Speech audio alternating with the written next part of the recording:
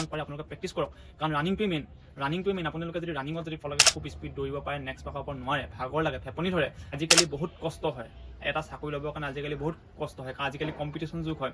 এটা পোষ্টৰ কাৰণে কমচে কম 10-20জনকৈ ল'ৰা select. Hey guys, welcome to my new video'. মই নিপেন আপোনালোকৰ মাজলৈ ভাল খবৰ আনি আছোঁ, কাৰণ আপোনালোকে ইতিমধ্যে গম পাইছে আমাৰ অসমৰ মুখ্যমন্ত্ৰী ডাঙৰীয়া তেখেতে 4000 পোষ্ট ৰিচেণ্ট আহি আছে বুলি ঘোষণা কৰিছে ছ'চিয়েল মিডিয়াত। আৰু ডিচেম্বৰ মাহত ফাৰ্ষ্ট উইকত নহ'লে ছেকেণ্ড উইকত এইটো নটিফিকেশ্যন আহিবলৈ আছে। আপোনালোকে এপ্লাই কৰিব পাৰিব। যিসকল ব্যক্তিয়ে অসম পুলিচৰ কাৰণে প্ৰেক্টিছ কৰিছে আপোনালোকে এৰি নিদিব, যিমান পাৰে আপোনালোকে প্ৰেক্টিছ কৰক, কাৰণ ৰানিংটোৱে মেইন। আপোনালোকে যদি ৰানিঙত যদি ফিজিকেলত যদি ভাল মাৰ্কছ লৈ ল'ব পাৰে, আপোনালোকক কোনো হৰুৱাব নোৱাৰে। বহুত ল'ৰাই ৰানিঙত ফিজিকেলত কম মাৰ্কছ পোৱাৰ কাৰণে তেখেতলোকে ৰিটাৰ্ণ দিবলৈ চিট নাপায়। সেইটো কাৰণে মোৰ বহুত দুখ লাগে। আৰু বহুত ল'ৰাই ৰানিং কৰাৰ আগত কিবা কিবি খাই লয়। সেই খোৱাটো বহুত এটা চাই চিতি খাব লাগে, কাৰণ বহুত ল'ৰাই খাই লোৱাৰ পিছত প্ৰথম পাক বা ছেকেণ্ড পাকলৈকে খুব স্পীড দৌৰিব পাৰে, নেক্সট পাকৰ পৰা নোৱাৰে, ভাগৰ লাগে, ফেপনি ধৰে।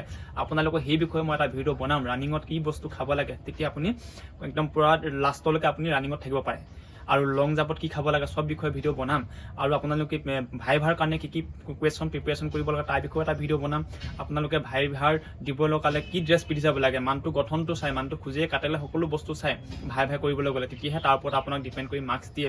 তাৰ বিষয়ে এটা ভিডিঅ' বনাম। আৰু ভাইভাৰত কি কুৱেশ্যন সোধে তাৰ বিষয়ে এটা ভিডিঅ' বনাম। চব ভিডিঅ' পাৰ্টকৈ আহি আছে। আপোনালোকে খালি ভিডিঅ'বিলাক মোৰ চাব, আৰু আপোনালোকে যিমান পাৰে ছাবস্ক্ৰাইব কৰি থ'ব, তেতিয়া নটিফিকেশ্যন পালে আপোনালোকে প্ৰথম ভিডিঅ'টো চাব পাৰিব।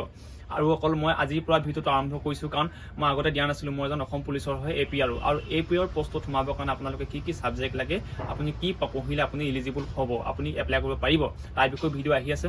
আৰু এতিয়া আপোনালোকে গম পাইছে, যিখিনি ল'ৰা চাকৰি পাই গ'ল, সেই চাকৰি পোৱা ল'ৰাখিনি ডিচেম্বৰ মাহৰ 3 তাৰিখে সৰু হাজৰিকা ষ্টেডিয়ামত দিনৰ 11টা বজাত তেখেতলোকে এপইণ্টমেণ্ট বিতৰণ কৰিব। আপোনালোকে তেখেতলোকৰ ভিডিঅ'বোৰ চাব 3 তাৰিখৰ দিনা, কাৰণ তেতিয়া আপোনালোকৰ উৎসাহ হ'ব। তেখেতলোকক চাই আপুনি এটা জেদ ধৰিব লাগিব যে মই এনেকৈ এদিন এপইণ্টমেণ্ট ল'ম, তেতিয়াহে আপোনালোকে এদিন ছাকচেছ হ'ব পাৰিব। আপোনালোকে ভাঙি নেপেলাব নিজকে।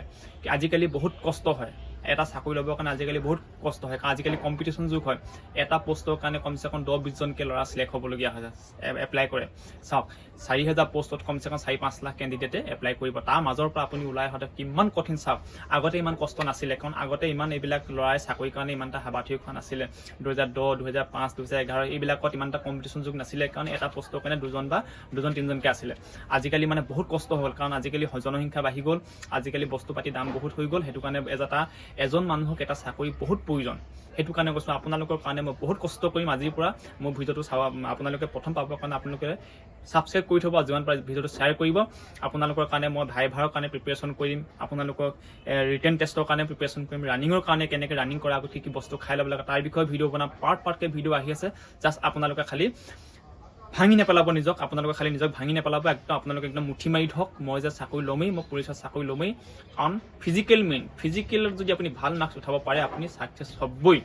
কাৰণ ৰিটেনটো আপুনি ভালকৈ 1-2 মাহ কষ্ট কৰি পঢ়িলে আপুনি পাই যাব, কিন্তু ৰানিংটো পটকৈ নোৱাৰে।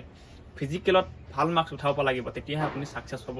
আৰু এতিয়া আপোনালোকে 4000 পোষ্ট আহি আছে। আপোনালোকে যিমান পাৰে কষ্ট কৰক, আৰু মোৰ ভিডিঅ'টো প্ৰথম পাবৰ কাৰণে আপোনালোকে ছাবস্ক্ৰাইব কৰি থ'ব আৰু বেল আইকনটো অন কৰি থ'ব।